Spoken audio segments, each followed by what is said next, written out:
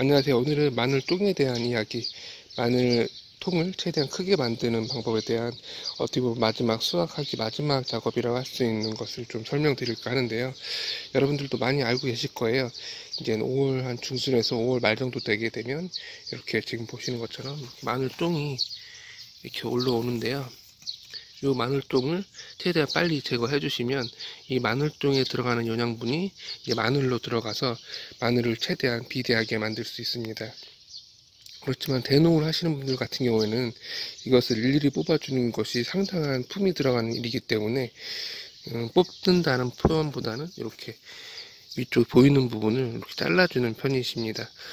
그렇지만 저희는 이제 보시면 이렇게 많지 않은 텃밭가꾸기 수준일 경우에는 저처럼 이렇게 마늘종을 뽑으셔가지고 반찬을 해 드시면 참 좋고요.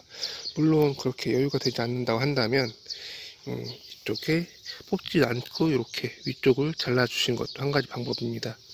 심지어는 저희 어머니 같은 경우에는 연세가 있으시고 이것 자체도 이제 일이시다 보니까 마늘종을 뽑지 않고 그냥 재배를 하시는 경우도 있으신데, 이렇게 하면 확실하게 마늘 또 영양분이 이 주화 쪽으로 빠지기 때문에 마늘통을 비대하게 만드는 데는 어찌됐든 불리할 수밖에 없고요. 최대한 마늘종을 보이시는 대로 잘라주시는 것이 좋습니다. 마늘종을 이제 빼는 방법들이 좀 다양한데요. 보통 이제 잡아 빼시는, 이렇게 좀 이른 아침에 빼시면 그나마 조금 더 부러짐 없이 잘 뺄 수 있는데, 그렇다 하더라도 잘 중간에 부러지는 것이 일반적이에요. 그렇기 때문에 밑쪽에 이제 바늘을 꽂거나 아니면 전용 도구가 있거든요. 그 도구를 이용해서 하게 되면 확실하게 이제 이 마늘종을 이제 쭉 뺄 수가 있는데, 그렇게 하지 않을 경우에 중간에 끊어질 수가 있습니다. 중간에 끊어졌을 경우에는 또 이제는 한 일주일, 2주일 지나면 또 이게 또 나오거든요. 또 자라고 하기 때문에 계속해서 제거해 줘야 되는데, 그렇게 되게 되면 또 품이 많이 드니까 한 번에 뺄 때 다 빼는 것도 한 가지 방법이고, 아니면 주화 쪽만 잘라서 영양분 손실을 주화 쪽에 빠지는 것만 좀 제거해 주는 것도 한 가지 방법이라고 할 수 있습니다. 이 빼는 방법, 저 같은 경우에는 이제는 바늘을 이용하진 않고요.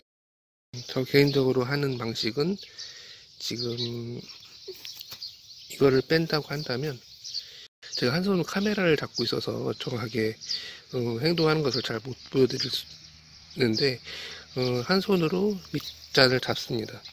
그리고 한쪽으로 마늘종을 잡은 다음에 그냥 천천히 올리는 것이 아니라, 말 그대로 끊어질까 봐서 천천히 올리는 것이 아니라 힘껏 잡아 빼거든요.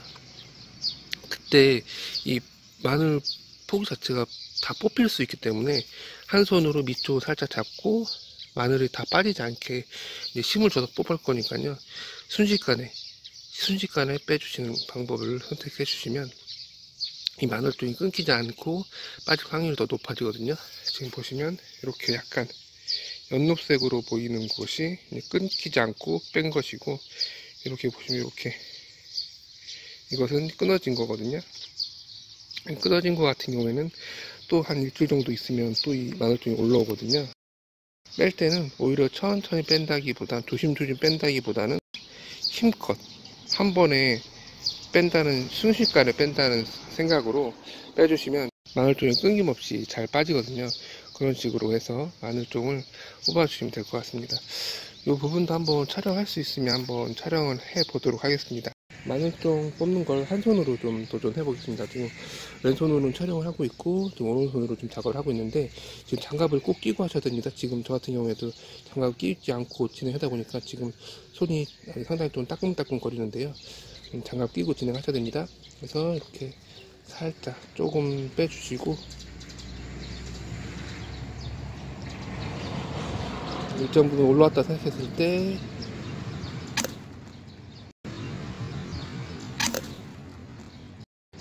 이렇게 빼주시면 됩니다. 소리를 들으셨는지 모르겠는데 약간 뽕 소리가 나죠. 안에 있는 공기가 말 그대로 무슨 병따개 따듯이 그런 느낌으로 빼주시면 됩니다. 완벽하게 빼졌네요. 아까 전에는 순식간에 뺐다고 한다면 지금은 살살 잡아 당겨 줄 건데요. 보통 이 방법으로 많이들 시도를 하실 거예요. 이 방법 시도하실 때는 지금 저 같은 경우는 어디 이렇게 비가 좀 내린 상태라서 약간 수분이 있는 상태고요. 이 상태로 살살 뺄 경우에는 오후나 이럴 때 하기보다는 아침에 어느 정도 이슬을 맞았을 때 이때 작업해 주는 것이 끊김없이 쏙 빼는 방법 중에 하나일 수 있습니다. 한번 해보겠습니다. 살살. 아까 전에는 확 잡아 당겨서 빼줬는데 이번 좀 살살 한번 빼보도록 하겠습니다. 조금씩 조금씩.